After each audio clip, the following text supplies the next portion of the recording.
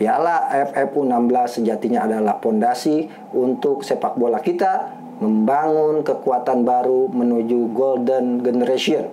Bukan juara yang menjadi tujuan, tapi sekarang hanya tersisa Evan Dimas yang masih berkibar namanya. Sementara rekan-rekan yang lain seperti Maldini Vali, Mukhlis Ning Hadi Saipullah sudah tidak terdengar kabarnya.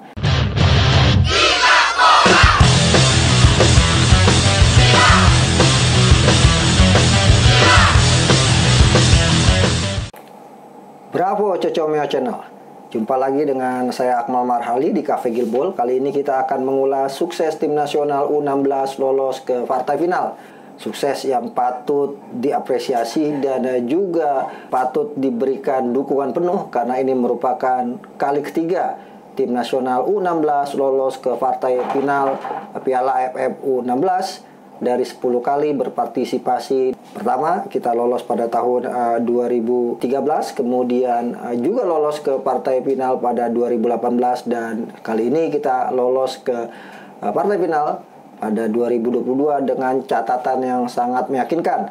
Indonesia yang dilatih Bima Sakti menjadi tim paling produktif dengan mencetak 14 gol dan hanya kebobolan 2 gol sepanjang kompetisi ini digelar. Menariknya, Indonesia akan kembali bertemu dengan Vietnam, tim yang dikalahkan oleh Indonesia 2-1 di penyisian grup. Ketika itu, Indonesia sempat tertinggal 0-1 lewat gol penalti Nguyen Hoc Tuong yang kemudian mampu dibalas oleh Arkan Kaka dan Nabil Asura. Comeback yang luar biasa, dan kali ini kita akan bertemu lagi dengan Vietnam yang tampil sangat meyakinkan. Karena Vietnam walaupun datang sebagai tim tamu mampu menjadi tim terproduktif kedua dengan mencetak total 13 gol dan kemasukan 3 gol. Sebuah pertandingan final yang sangat menarik tentunya. Kenapa? Karena Vietnam bukan lawan sembarangan meskipun Indonesia mengalahkan Vietnam 2-1 di penyisian grup. Vietnam bersama Thailand adalah negara yang paling banyak juara Piala AFF U16. Vietnam juara 3 kali pada 2006, kemudian 2010 dan 2017. Sekali menjadi runner up pada 2016 dan sekali pula menjadi peringkat ketiga pada 2017. Sementara mereka juga 2 kali mampu lolos ke semifinal meskipun gagal meraih peringkat ketiga pada 2013 dan 2019.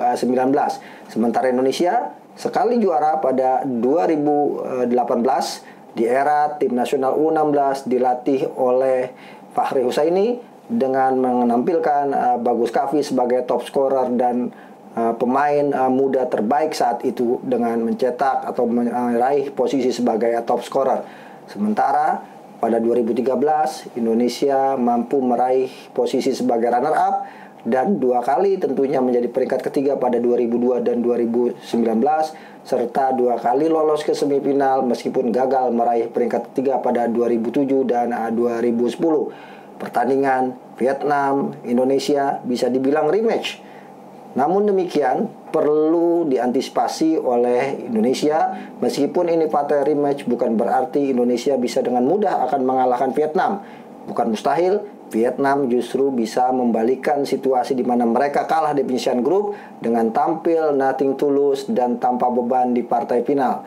Pelatih Vietnam misalnya Nguyen Quoc Tuan yakin timnya mampu melakukan revenge atas kekalahan di penyisian grup A dari Indonesia.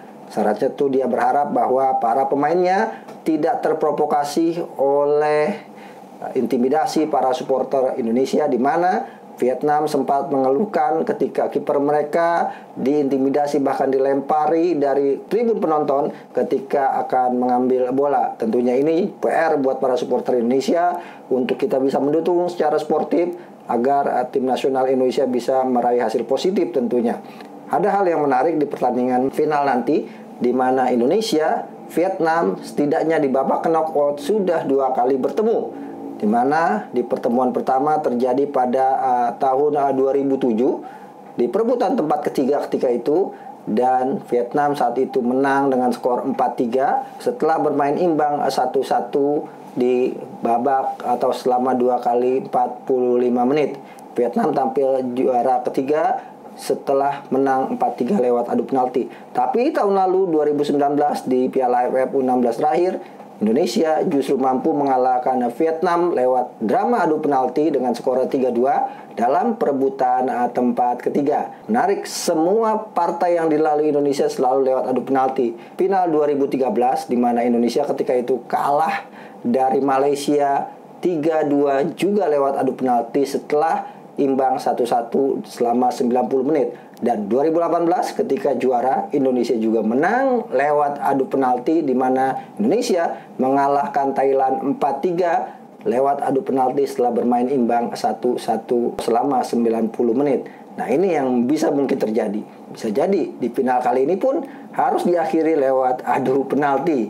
Ini yang harus diwaspadai meskipun kita setidaknya sudah punya pengalaman menang dalam adu penalti ketika semifinal dengan mengalahkan Myanmar 5-4 setelah bermain imbang 1-1. Dan ini akan menjadi momentum tentunya buat tim nasional Indonesia. Tapi sekali lagi, Vietnam bukan lawan yang mudah dikalahkan. Mereka punya dua striker yang haus gol yang harus diwaspadai. Ada Van Tan Duc Tuan yang sudah mencetak 4 gol dan juga Hong Chong Hao yang sudah mencetak 3 gol. Sementara di timnas Indonesia tentunya ada Muhammad Nabil Asura yang juga saat ini menjadi top scorer dengan 4 gol. Pertarungan siapa lebih tajam, Nabil Asura atau Van Tan Duc Tien, ini yang patut ditunggu. Dan apakah kemudian Indonesia bisa meraih kemenangan dan meraih trofi juara untuk kedua kalinya? Ini juga patut kita saksikan bersama-sama meskipun final bukan hal yang mudah. Peluang 50-50 untuk bisa memenangkan pertandingan. Siapa yang bisa tampil lepas, mampu menjalankan strategi, dan yang pasti mental akan sangat menentukan siapa yang akan jadi juara Piala AFF tahun 2022 ini. Indonesia diuntungkan sebagai tuan rumah, tapi juga sebagai tuan rumah bisa menjadi beban buat timnas U16 karena harapan atau ekspektasi publik untuk Indonesia kembali juara sangat besar, dan ini beresiko kalau para pemain tidak mampu menjaga mental mereka dan tampil tertekan karena harus jadi juara. Sebenarnya untuk kelompok umur bukan juara yang menjadi tujuan, tapi bagaimana setelah kejuaraan ini para pemain benar-benar mampu untuk dibina sebaik-baiknya menjadi pemain yang profesional. Betapa kita sebenarnya punya potensi di usia muda, tapi faktanya sejauh ini potensi itu layu sebelum berkembang menuju usia profesional. Contoh misalnya era Evan Dimas ketika kita juara Piala AFF U19 pada 2011, di mana sekarang hanya tersisa Evan Dimas yang masih berkibar namanya. Sementara rekan-rekan yang lain seperti Maldini Vali, Mukhlis Ning Hadi Saipullah sudah tidak terdengar kabarnya.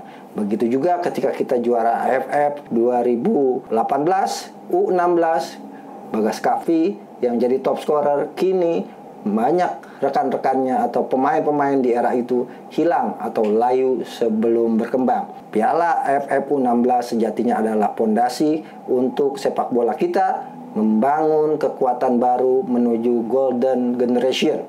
Bukan juara yang menjadi tujuan, tapi bagaimana menciptakan mental juara ke depannya. Tentunya yang paling penting adalah bagaimana PSSI bisa membina secara berkesinambungan para pemain timnas U16 ini agar mereka benar-benar menjadi pemain profesional dan bisa diandalkan di timnas senior ke depannya. Sebagai orang Indonesia, pastinya kita berharap Indonesia juara. Tapi ingat sekali lagi, jangan terlalu overconfidence, karena ini bisa membahayakan. Bukan mustahil Vietnam justru melakukan refund atas kekalahan di penyisian grup. Dukung Indonesia. Berapa skornya? Silakan Anda prediksi sesuai dengan hasil analisa dan pengamatan Anda semua. Adios, Cocomeo Channel.